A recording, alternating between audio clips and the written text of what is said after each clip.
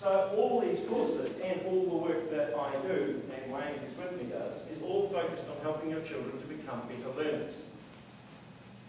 So you've got to think, what does that mean? What would you see as the characteristics of good learners? Because I see some of them like this. I see some of the characteristics of good learners as being able to focus and concentrate. In fact, that probably is the only one you really need, isn't it? You don't need anything else.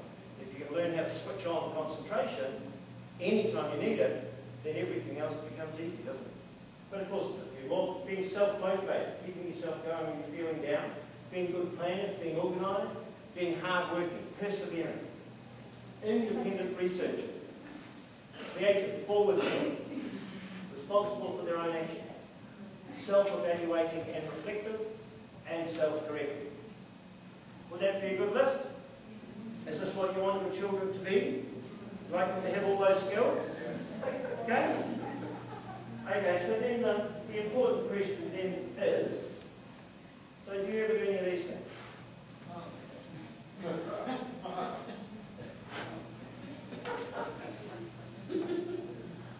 You ever do any of these things? Get out of bed, get the lunch organised, take it to school, take it to school, clean up after the home, pick one up, take it up, organise this work. Do you do any of those things? Well, you see, the thing is, of course, that if you do these things full of them, then how do they learn to become responsible? And how do they learn to become independent? And how do they learn to fight their own battles and solve their own problems and become that person that you want them to become? Learning is a process that you go through by falling over and getting back up again and thinking, how can I avoid falling over next time? That's learning. And the more we as parents do for our children, the less learning that happens for them. Now, of course, you need to do all those things I had up on that list, don't you, when children are little. But there's got to be a point somewhere where you stop doing those things and they develop those skills for themselves. And that's what learning is, that's what resilience is, that's what we're trying to achieve, isn't it? And of course, there's more. And do you also provide them with all the necessities of teenage life, like money, a cell phone, a TV, a computer, access to broadband, an iPod, or iPhone, or iPad, a bus pass, that would be lovely, personal transport, and the real question is not do you provide all those things, the real question is in return for what? Do your children earn those things or do they just get given them? And it's an important question, I think, because it's all to do with material possessions, isn't it? Now, if someone gets given material possessions, is that person likely to value material possessions? If they have to earn them, if they have to do something in order to get that thing, are they more likely to value them? And the real question then is, do you want your children to value material possessions or not? Because too much giving creates greedy children, and creates children who have no sense of value, creates children who don't know what things are worth.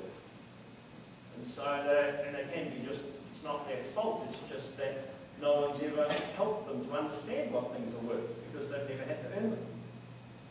I don't mean earn necessarily by going out and working and earning money and doing that kind of thing, but earn can be done in 1,000 different ways. So what do you think so far? Still a bit quiet.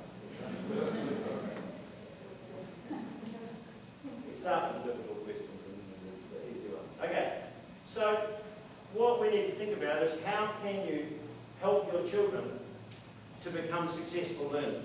That's the key question. How can you help them to become good at all this stuff? So we've got to think about what is success made up of. So just think for a minute about success at school. What is success at school made up of? Because I think it's made up of a few factors. I've got a couple of them here. I think success is at least partially made up of ability and effort. Would you agree? You have a certain amount of ability to which you have a certain amount of effort and you start maybe having some success. So the real question is though, if you just take the equation this way, ability plus effort, Of those two factors, which do you think is the most important? Effort. Okay, well that's an interesting thing, because almost all parents I talk to think that as well. Now I am going to hand out some notes in just a second, but I'll just explain this point first and then I'll and so, ability versus effort. How do we get our children to apply effort?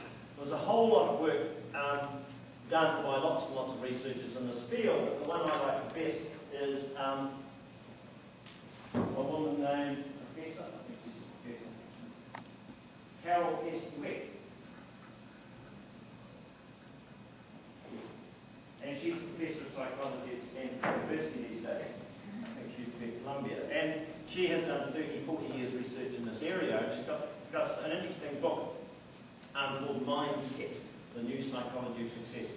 And in that book, she's got lots and lots of experiments she's done over the years to try and nut out this, how come some students put in more effort than other students, and what makes the difference, and all these kinds of things. So I'll just tell you about 3 experiments that she ran, which seem to prove a very important point about the difference between ability and effort.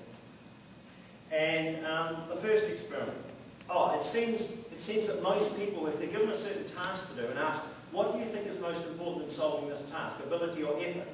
Most people will be prepared to put themselves in one of those camps. Now, most people will be prepared to say, I think it's ability or I think it's effort that makes the difference for me in this task, whatever it is. So that's always the question in these experiments, right? So the first experiment was with 4-year-old children. And the 4-year-old children are all doing jigsaw puzzles. And the jigsaw puzzles are all at the same level of difficulty. And some of them think that their effort is the most important thing in solving jigsaw puzzles, and some of them think that their ability is the most important thing. And she's asked that question.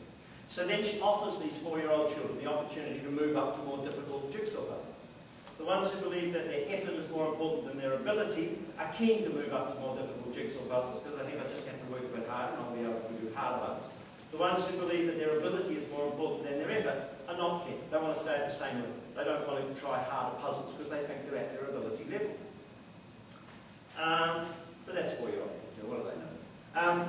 The next experiment was with adults at Columbia. I did this experiment at Columbia University where adults were given 10 puzzles to solve, and they were then given 2 bits of feedback. And one bit of feedback was how many they got right and how many they got wrong out of the 10 puzzles.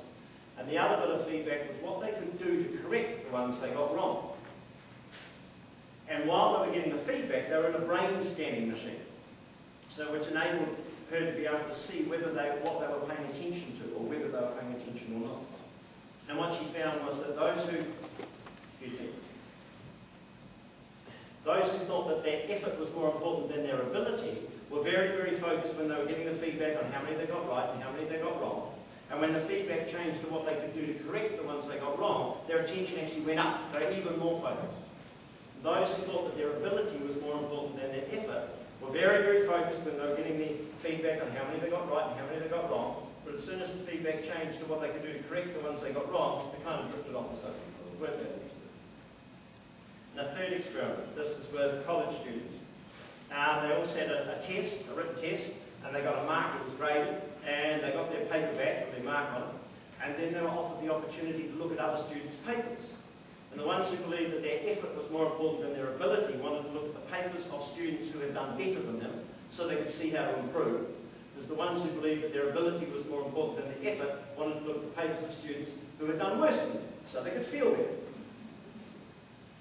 And the point seems to be that a focus on effort produces the kind of behaviour that is more resilient, especially in terms of learning. The kind of behaviour where someone is interested in finding out what they got wrong, is interested in working it through and getting it right, is interested in moving up to a higher level of problem, is interested in pushing themselves, is interested in keeping on. Whereas a belief in ability seems to produce the opposite.